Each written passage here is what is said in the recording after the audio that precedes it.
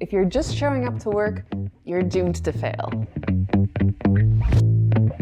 Let me explain. If you're just showing up, you put yourself at the mercy of conditions. If you don't happen to the workday will happen to you. Essentially, if you're going into the workday without an idea of what you need to accomplish, then you will end up putting yourself at the mercy of others and thus not accomplish it. So this has a lot to do with reactive versus proactive action. If you're reacting to demands on your time, if you show up to work and the first thing you do is open your email inbox and then start dealing with different requests, then you're placing those people's needs ahead of your own.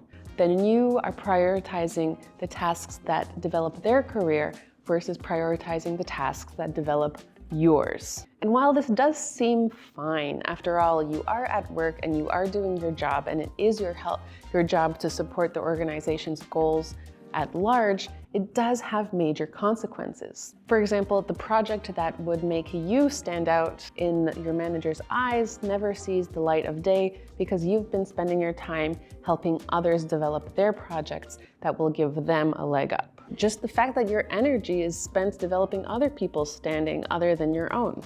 Essentially, you're becoming the supporting actor to a colleague's star. But there is a way to bring back the main character energy for your own work life. And you don't necessarily even have to sacrifice being a helpful teammate in order to get there. Let's go into it. All you need to do is go into the day knowing what you want and need to accomplish and setting that as a priority.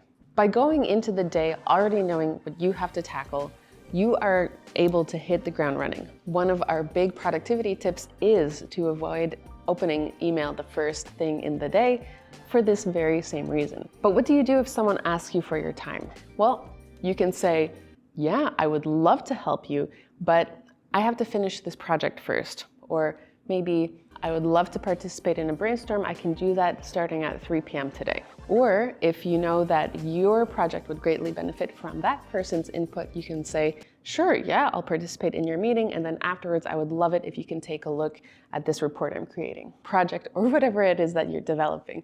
You get the idea. In fact, you might even just flat out decline. You can just say, sorry, I don't think that this fits in with what I need to get done today. We do know that meetings are the biggest time suck on your productivity, on your work hours, and it will be appreciated by your managers and your higher ups that you are using your time and prioritizing it to work on tasks that move the dial, not only for you, but also for the company. On top of that, knowing what you want to accomplish for your day lets you optimize all of the other environmental factors around it. For example, your space. If you know that you need a few hours of solid, deep work without any interruptions, you might choose your working environment based off of that. So maybe you will book a meeting room or an office pod to work in for a few hours.